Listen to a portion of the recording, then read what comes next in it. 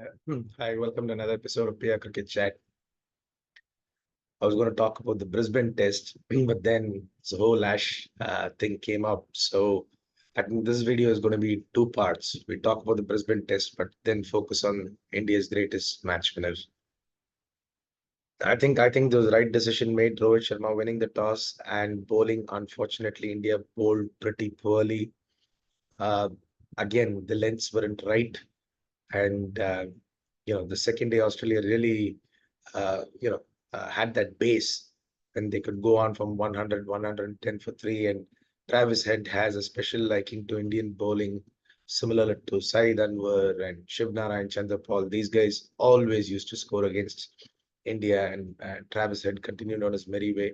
Amazing thing was we got Steven Smith back into form. Now we've got Labuschagne scoring runs, Steven Smith scoring runs, Head is always scoring runs.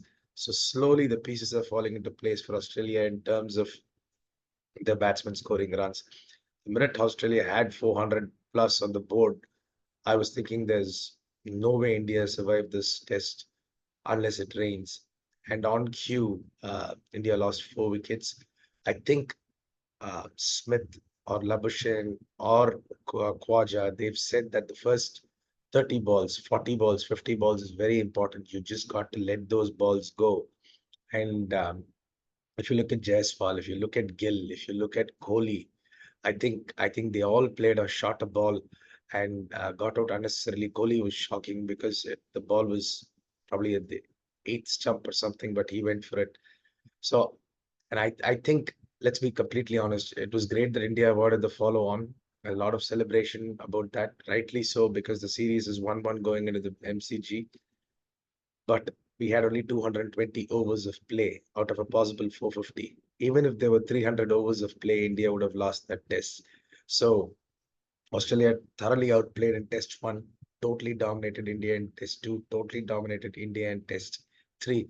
Let's not think about those 7 wickets India took in the second inning. I think Australia were trying to set a target. So maybe a couple of them were genuine wickets, but the other five, they were trying to hit out and they got out. Positives for India. KL Rahul looked fabulous again. And Jadeja, I don't know how Jadeja didn't start off the series and continue. Jadeja was just, I mean, first bat of the series, and he looked so confident. And, his bowling was a letdown, but Jadeja always finds a way. If he doesn't bowl well, he bats well. If he doesn't bat well, he will bowl well.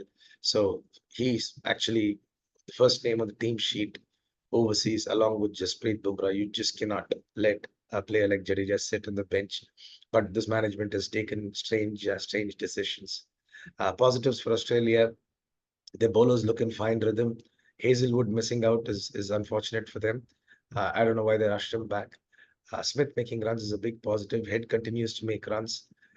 So all set as we go into the MCG. We'll do a detailed preview on that next week. But I thought the story of the test came yesterday when Ashwin walked away, and I for one was surprised because I think the right time.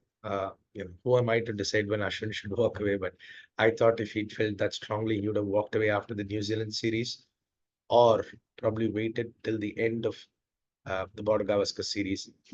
Leaving midway through was something I did quite didn't understand, but I'm sure he had his reasons to do that. And yeah, what an absolute champion he's been. And on this show and on the other show with Badri, I've always talked about my respect for Ashwin and what he's done for Indian cricket. That fortress that he's built from 2012 to 2024 is completely Ashwin, ably supported by Jadeja. In the next WTC cycle, India are going to play South Africa, India are going to play West Indies, India are going to play Australia at home. Those home wins won't come so easy now.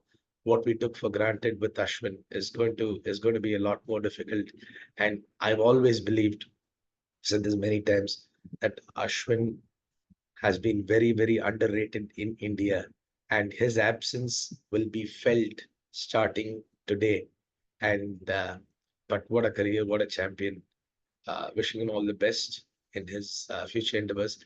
I think he'll have an even more successful career. I don't know if it's possible behind a microphone because I'm sure Sky Sports or Fox Cricket, they'll be falling all over themselves to get Ashwin on their panel because he's so articulate.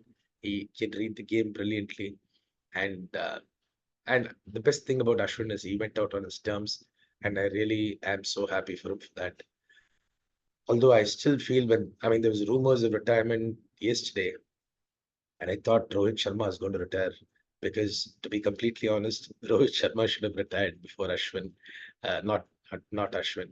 Rohit Sharma still, he's made less runs than Bumrah has taken wickets. Akashdeep has made more runs than him. He says his feet are moving well, but I think as you go older, you got to get a little more careful about your fitness.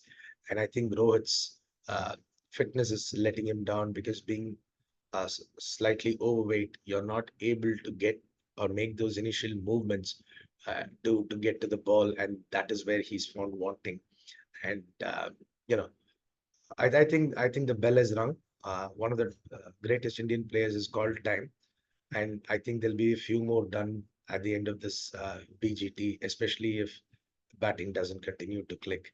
But thank you for watching another episode of PR Cricket Chat. If you like this video, please share, subscribe, press the bell icon for notifications, and tell your friends and family about it. Thank you very much.